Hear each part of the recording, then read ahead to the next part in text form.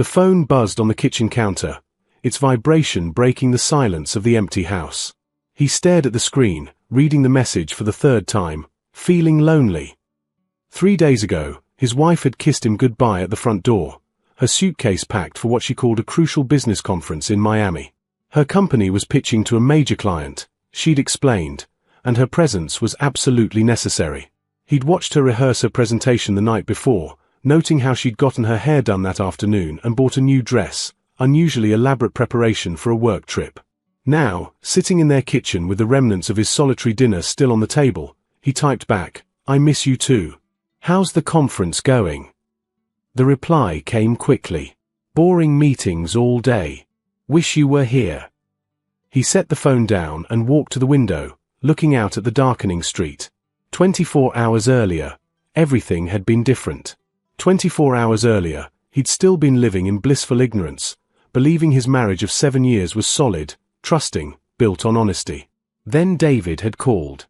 David, his college roommate, who worked as a pilot and happened to be passing through the airport terminal when he spotted her. Not alone. Not with her female colleague Sarah, whom she'd mentioned would be attending. No, David had seen her laughing, her hand resting comfortably on the arm of a man he didn't recognize. Tall, well-dressed, clearly comfortable with each other in a way that transcended professional boundaries. "I wasn't sure if I should tell you," David had said, his voice heavy with reluctance. "But if it were me, I'd want to know." They were heading toward the gate together, and man, the way they were looking at each other. "I'm sorry." He'd thanked David, hung up, and sat in stunned silence for an hour. The rational part of his brain had tried to construct innocent explanations. Maybe it was a colleague.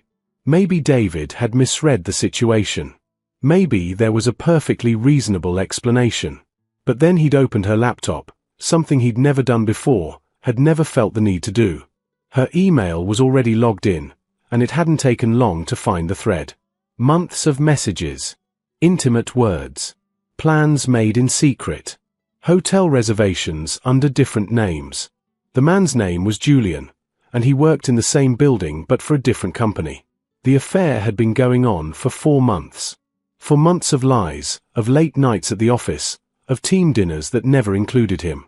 For months while he'd been completely, stupidly blind. His phone buzzed again. "Are you managing okay without me?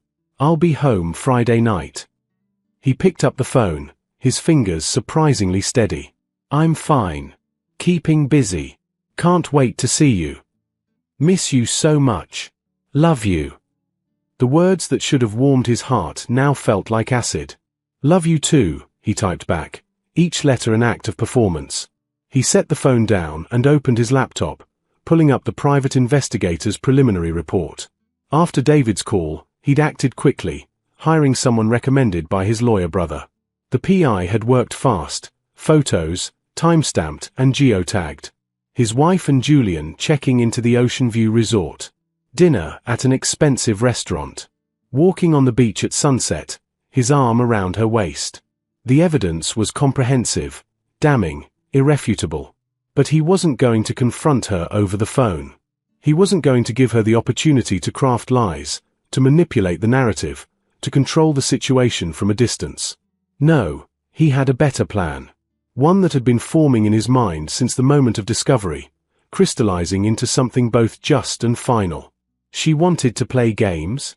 She wanted to deceive him while sending loving messages? Fine. He could play too.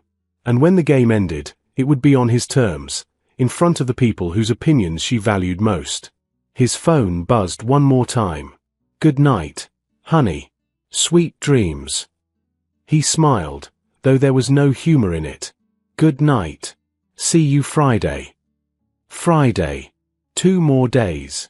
2 more days of pretending, of collecting evidence, of making arrangements. 2 more days until everything changed. Thursday morning arrived with unexpected sunshine, the kind of perfect weather that mocked his inner turmoil. He'd barely slept, spending most of the night finalizing his plan, making calls, sending emails. By the time dawn broke, everything was in motion. His first call was to his lawyer brother, Thomas, who arrived at the house by 8 o'clock with a briefcase full of documents and a grim expression. "You're sure about this?" Thomas asked, spreading papers across the dining room table. Once you set this in motion, there's no going back. I've never been more certain of anything in my life, he replied, signing where Thomas indicated. Divorce papers. Financial separation documents. A detailed accounting of their shared assets. Everything prepared and ready. Thomas had always been the cautious one, the brother who thought through every angle. The public confrontation. Are you absolutely sure? You could do this privately, spare everyone the drama. She spent 4 months making a fool of me, he said, his voice quiet but firm. She's lied to my face every single day. She deserves to be exposed for exactly what she is, and I deserve witnesses to the truth. Her parents deserve to know what kind of person their daughter has become. Thomas nodded slowly. I understand. Just be prepared for the fallout. After Thomas left, he spent the morning cleaning the house, not because it needed it, but because he needed something to do with his hands. Every room held memories that now felt contaminated. The couch where they'd watched movies together. The kitchen where she'd taught him to make her grandmother's recipes. The bedroom where they'd shared 7 years of intimacy, now poisoned by the knowledge of her betrayal. His phone buzzed constantly with her messages. Updates about fake meetings. Complaints about boring presentations that didn't exist. Each message was a masterclass in deception, and he responded to every single one with carefully crafted replies that gave nothing away. Had lunch with Sarah. She says hi. Tell her I said hello. What did you have? The lies came so easily to her. Sarah wasn't even in Miami, he'd checked. She was posting pictures from her son's baseball game on social media, 3 states away. In the afternoon, he drove to his in-laws' house. Richard and Patricia had been like second parents to him, welcoming him into their family with open arms when he and their daughter had married. This conversation would destroy them, but they deserved the truth. Patricia answered the door with her usual warm smile. What a lovely surprise. Come in, come in. Is everything all right? He'd practiced this speech a dozen times, but actually saying the words was harder than he'd imagined. They sat in the living room, the same room where he'd nervously asked for their daughter's hand in marriage, and he told them everything. He showed them the evidence, the emails, the photos, the hotel reservations.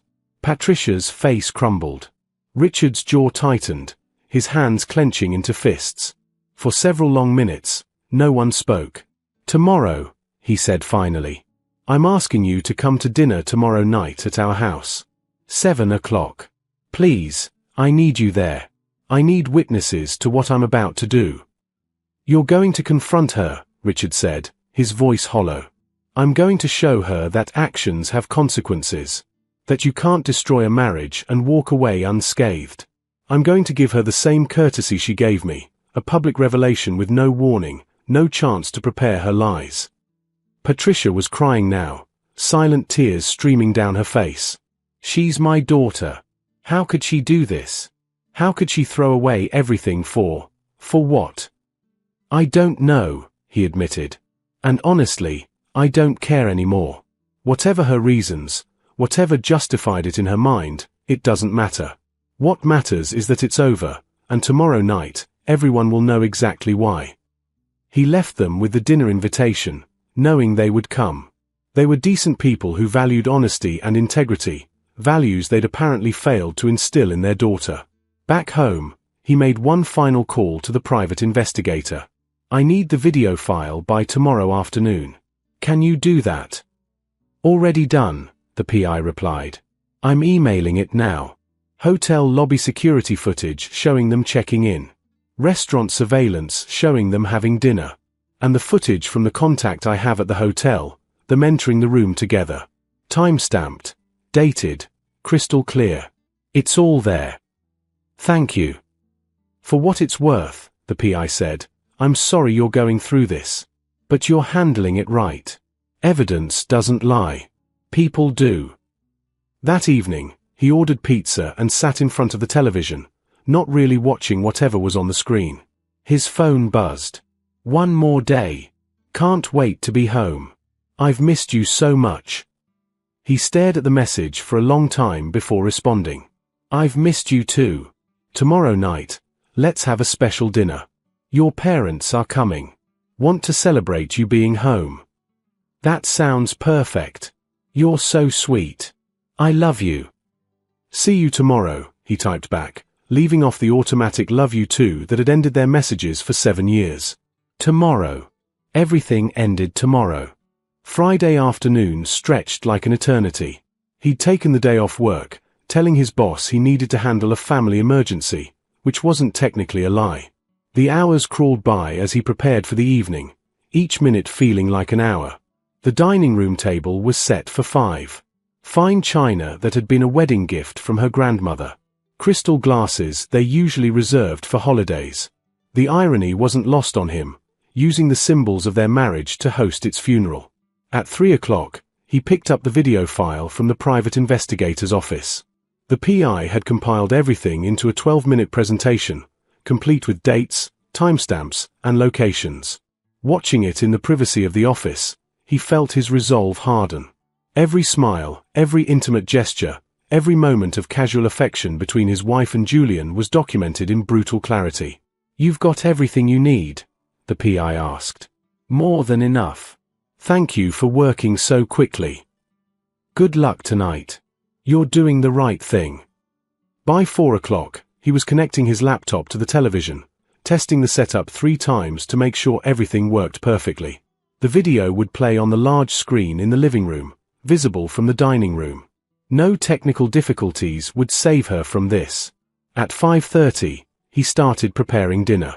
Her favorite meal, herb-roasted chicken, garlic mashed potatoes, roasted vegetables. He cooked mechanically, his mind elsewhere, his hands moving through familiar motions. She'd taught him how to make this exact meal during their first year of marriage. Another memory poisoned. 6 o'clock. His phone buzzed. Landing in 20 minutes. Home soon. Drive safe. Dinner will be ready. 6:30.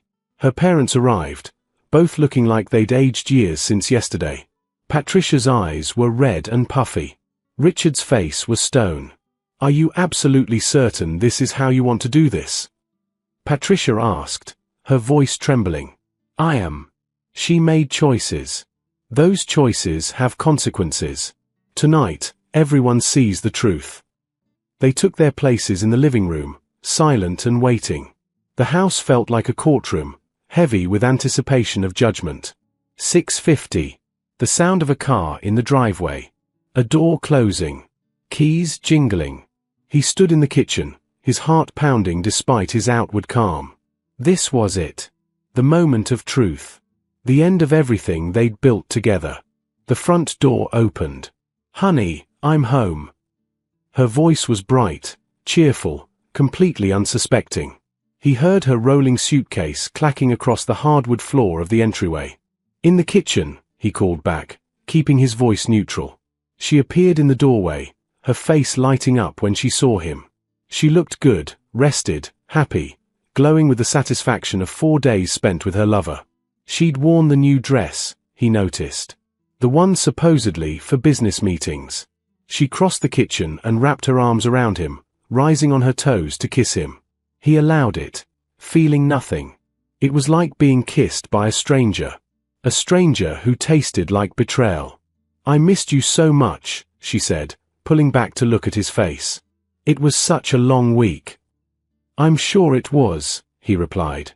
"Your parents are here. They're excited to see you." Her smile flickered slightly. "Oh, you didn't tell me they were coming tonight. I'm not really prepared for." "It'll be fine. Come on, let's not keep them waiting." He took her hand, another performance, and led her to the living room. Her parents stood when she entered, their faces carefully neutral. She hugged them both, chattering about her trip, not noticing the stiffness of their responses. "Let me just freshen up real quick," she said. "Give me 10 minutes. "Actually," he said, his voice stopping her mid-turn. "Before you do that, there's something I want to show you. All of you. Please, sit down." Something in his tone made her pause. He saw the first flicker of uncertainty cross her face. "What's going on?" "Just sit. Please." They all took seats, her on the couch, her parents in chairs, him standing near the television with the remote in his hand. The room was silent except for the ticking of the antique clock on the mantel. "I want to start by saying that I loved you," he began, his voice steady. "For 7 years, I loved you with everything I had. I trusted you completely. I believed in us, in our marriage, in our future together." "Why are you talking like that?" she asked, her voice rising slightly. "Why are you using past tense? What's happening? You texted me Wednesday night. Asked if I was feeling lonely. And I replied that I missed you too." He paused, watching her face. "I did miss you. The you I thought I was married to. But that person doesn't exist, does she?" The color drained from her face. "I don't understand what you're—" "Yes, you do." He pressed play on the remote. The television screen came to life, and the first image appeared. Security footage from the airport, dated and time-stamped from 4 days ago. His wife and Julian, standing close together, his hand on her lower back, her head tilted toward him in obvious intimacy. "No," she whispered. "No, no, no." But the video continued, relentless and damning. The video played in devastating silence. 12 minutes that destroyed 7 years of marriage, each second more condemning than the last. Airport footage showed them checking in together at the counter, sharing a laugh over something on his phone. Hotel lobby surveillance captured them entering the Ocean View Resort, her hand clasped in his. The timestamp read Tuesday evening, 7:43 p.m., exactly when she'd texted him that she'd arrived safely and was heading to bed early after the long flight. Restaurant footage from Wednesday night showed them at an intimate corner table, wine glasses raised in a toast, leaning across the table toward each other with the unmistakable body language of lovers. The same Wednesday she'd sent him a photo of room service dinner with the caption, "Too tired to go out, ordering in and going over presentation notes." But the most damning footage came last. Thursday afternoon, 2:17 p.m. Hotel hallway camera. His wife and Julian, emerging from a room together. She was adjusting her dress. He was straightening his collar. They paused outside the door to kiss, a long, unhurried kiss that spoke of comfort and familiarity. Then they walked down the hallway hand in hand, disappearing around the corner. When the screen went dark, the silence in the room was absolute. His wife sat frozen on the couch, her face white, tears streaming down her cheeks. Patricia was crying openly now, her hand over her mouth. Richard stared at his daughter with an expression of profound disappointment. "How long?"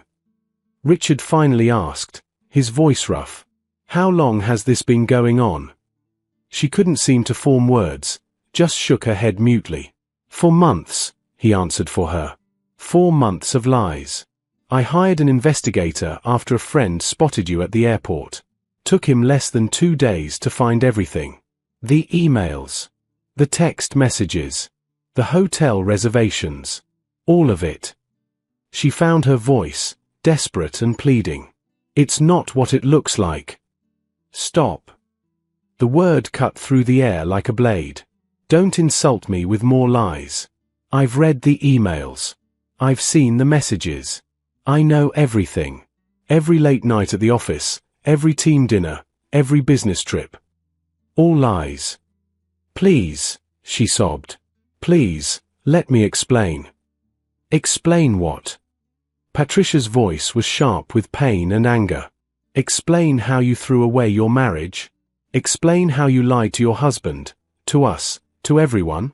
What possible explanation could there be?" His wife turned to her mother, reaching out, but Patricia pulled back. "Mom, please." "How could you?" Patricia's voice broke. "How could you do this? We raised you better than this. We taught you about commitment, about honesty, about integrity. What happened to you?" "I didn't mean for it to happen," she said, the words tumbling out frantically. We worked together, we became friends, and then it became more, and I didn't know how to stop it." "You didn't want to stop it," he interrupted, his voice cold. "You had 4 months to stop it. 4 months to tell me the truth. For months to end your affair and try to save our marriage. Instead, You chose to lie to my face every single day while you continued sleeping with him. I love you. No. He shook his head. You don't love me. You can't love someone and betray them like this. Whatever you feel, it isn't love. Love is honest. Love is faithful. Love doesn't book hotel rooms with someone else while texting "I miss you so much" to their spouse. She buried her face in her hands, her shoulders shaking with sobs. He felt nothing. No sympathy, no second thoughts, no wavering in his resolve. That was perhaps the saddest part, that she'd killed whatever love he'd felt so thoroughly that watching her cry moved him not at all. Richard stood up slowly, his face a mask of controlled anger. We're leaving, Patricia. Dad, please. She reached for him, but he stepped back. You are not the daughter we raised, he said, his voice heavy with disappointment. The daughter we raised valued honesty. She kept her promises. She understood what commitment meant. I don't know who you've become, but right now, I don't want to. That's not fair. Fair? Richard's voice rose slightly. You want to talk about fair? Was it fair to him? He gestured toward his son-in-law. Was it fair to make vows in front of God and family and then break them repeatedly? Was it fair to lie to everyone who loves you? Don't talk to me about fair. Patricia stood, gathering her purse, wiping her eyes. We need some time, she said to her daughter, her voice thick with tears. I can't look at you right now. I need time to process this. To understand how my daughter could become someone I don't recognize. Mom, please don't leave me. But her parents were already moving toward the door. He followed them, leaving his wife sobbing on the couch. At the front door, Patricia turned to him, placing a trembling hand on his arm. I'm so sorry, she whispered. I'm so sorry she did this to you. You deserved better. You deserved honesty and faithfulness, and she gave you neither. Thank you for coming tonight, he said. I know it wasn't easy. You're a good man, Richard said, shaking his hand firmly. You handled this with more dignity than most would have. Whatever you need from us going forward, legal support, character witnesses, anything, you have it. They left, and he stood in the doorway for a moment, watching their car disappear down the street. Then he returned to the living room. She was still on the couch, but she'd stopped crying. Her face was blotchy and red, her eyes swollen. She looked up at him with desperation. What now? She asked hoarsely. What happens now? He sat down across from her, maintaining distance. Now. Now you pack your things and leave. Tonight. Where am I supposed to go? That's not my problem. Maybe Julian has room for you. Maybe you can get a hotel. I don't care. But you're not staying here. This is my house too. Actually, it's not. Not anymore. He pulled papers from the folder Thomas had left on the coffee table. These are divorce papers. My lawyer brother was very thorough. Given the evidence of your infidelity, this will be a fairly straightforward process. You're not entitled to alimony. We'll split the assets equitably, but this house stays with me. I inherited the down payment from my grandmother, if you recall. She stared at the papers like they were a death sentence. You've already filed. Not yet. I'll file Monday morning. You have the weekend to find a lawyer if you want one, but I'd suggest you don't fight this. The evidence is overwhelming. All you'll do is rack up legal fees and drag this out. What about trying to work through this? Counseling? Don't I at least deserve a chance? No, he said simply. You don't. You had 4 months of chances. Every morning you woke up next to me, you had a chance to tell the truth. Every time you looked me in the eye and lied, you had a chance to stop. You made your choices. Now you live with the consequences. I made a mistake. A mistake is forgetting to pick up milk. A mistake is accidentally double booking plans. This wasn't a mistake. This was a series of calculated, deliberate choices to betray your marriage vows.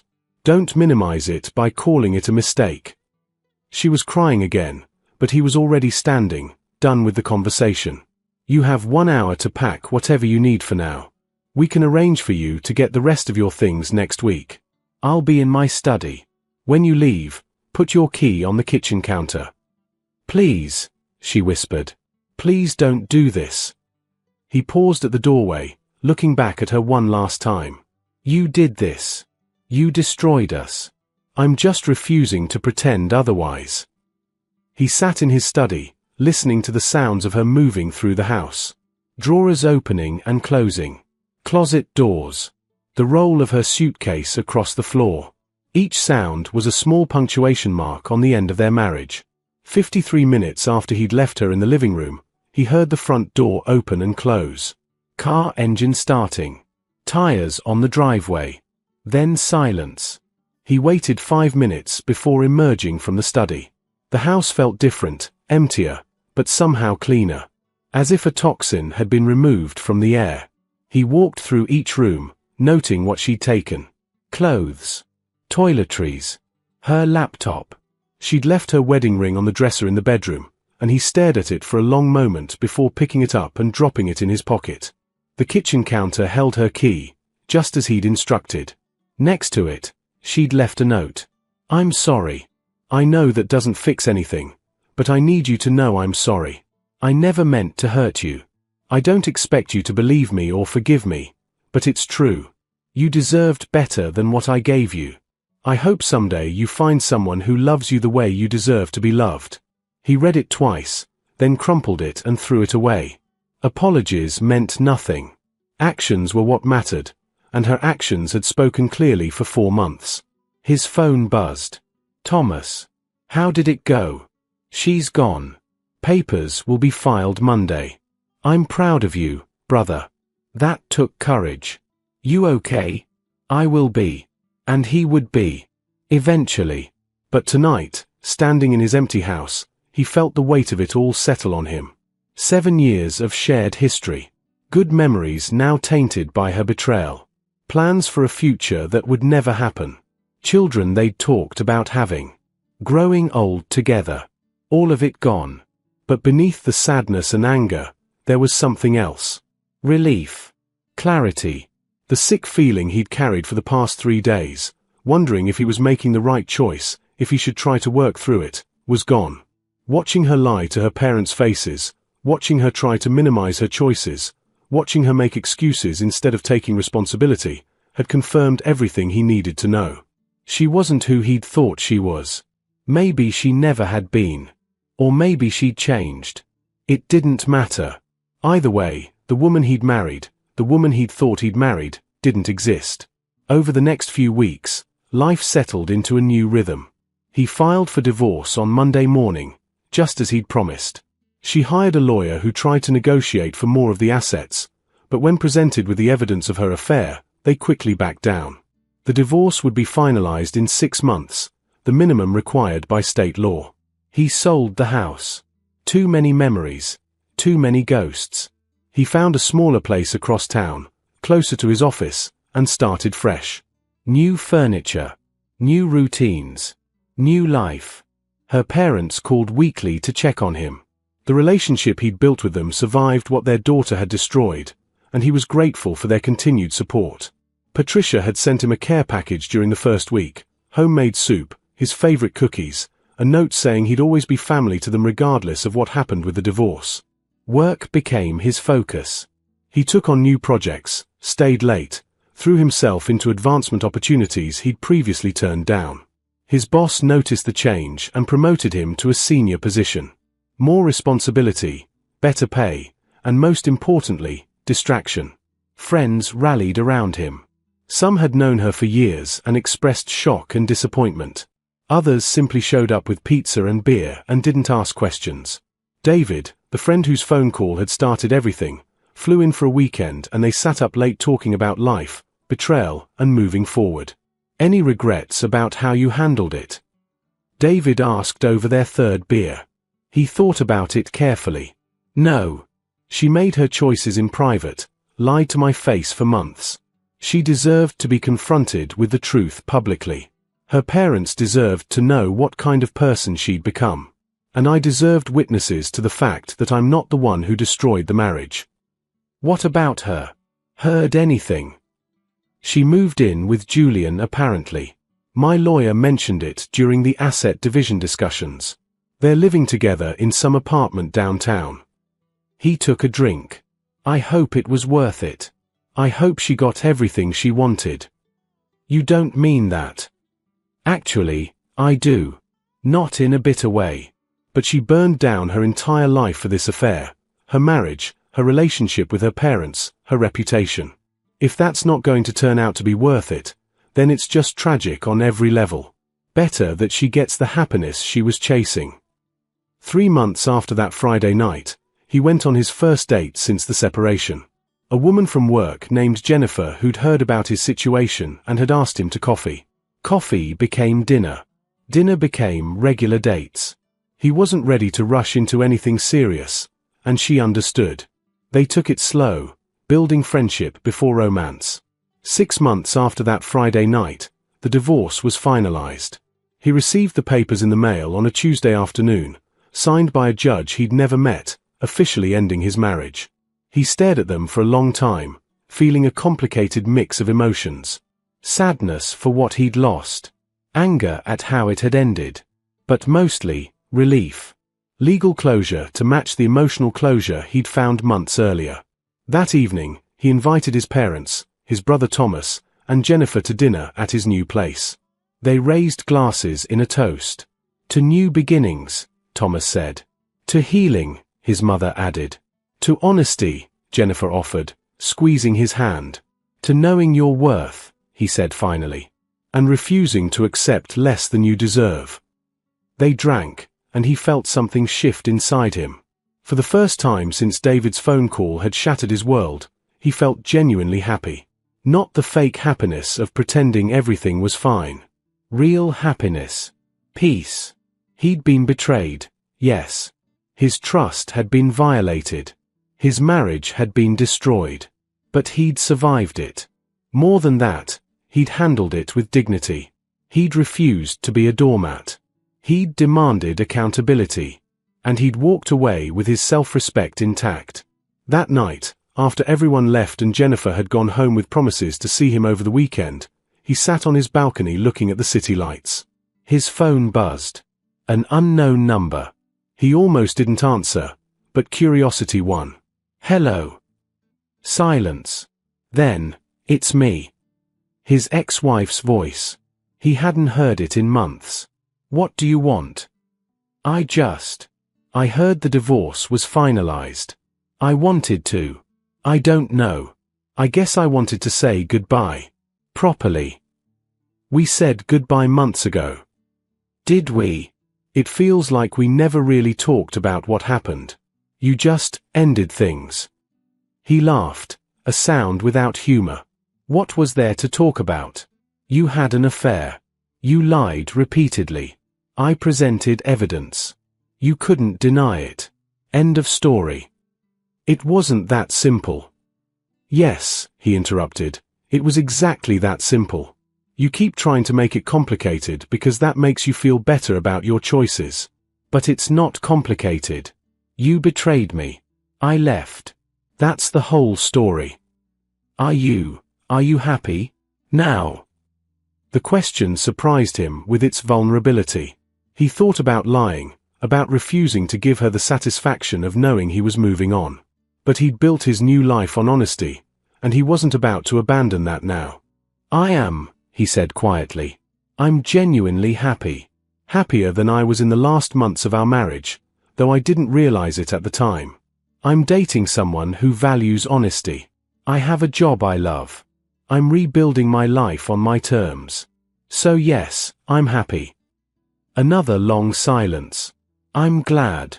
You deserved better than what I gave you. I did. So why did you call? To say I'm sorry. And to tell you that Julian and I broke up. Turns out when you build a relationship on lies and betrayal, it doesn't have a very solid foundation. He felt nothing. No satisfaction. No vindication. Just a vague sense of inevitability. I'm sorry to hear that. Are you? In a way. Not because I wanted you back or anything like that. But because it means all the destruction was for nothing. You lost your marriage, your parents' respect, your reputation, all for something that didn't even last a year. That's sad. You always were kinder than I deserved. I wasn't kind. I just refused to hate you. Hate takes energy, and I wanted to spend that energy building something new instead of staying stuck in anger. He paused. Is that why you called? To tell me about Julian? No. I called because I wanted you to know that I understand now. What I did to you. What it must have felt like. Julian cheated on me, and the moment I found out, I understood. The betrayal. The lies. The violation of trust. I finally understood what I put you through. I'm sorry you had to learn that lesson. I wouldn't wish that pain on anyone. Even me. Even you. But I'm glad you understand now. Maybe it'll make you a better person in your next relationship. Will there be a next one? Are you going to marry Jennifer? The question was too personal, too presumptuous. That's none of your business. You gave up the right to know about my future when you betrayed my trust. You're right. I'm sorry. I should go. Wait, he said, surprising himself. For what it's worth, I forgive you. Not because you deserve it or because what you did was okay, but because holding on to anger was poisoning me. So I forgive you, and I hope you find whatever you're looking for. He heard her crying on the other end of the line. Thank you. That means more than you know. Goodbye. Goodbye. He hung up and sat in the silence, feeling the last tether to his old life finally cut loose. She was his past. Jennifer was potentially his future. And right now, in this moment, he was fully present. The city lights twinkled below him. Somewhere out there, people were falling in love. Others were having their hearts broken. Life continued in its complicated, messy, beautiful way. And he was part of it all, scarred but healing, damaged but not destroyed. His phone buzzed again. Jennifer this time. Just got home. Thank you for tonight. Your family is wonderful, and I feel so lucky to be getting to know you. He smiled, a real smile that reached his eyes, and typed back. I'm the lucky one. See you Saturday? Can't wait. He set the phone down and looked at the stars appearing in the darkening sky. 7 years of his life had been built on lies. But the rest of his life stretched ahead, and this time, he'd build it on truth. On honesty. On self-respect and mutual trust. The past was over. The future was unwritten. And for the first time in months, that felt not like a loss, but like a gift.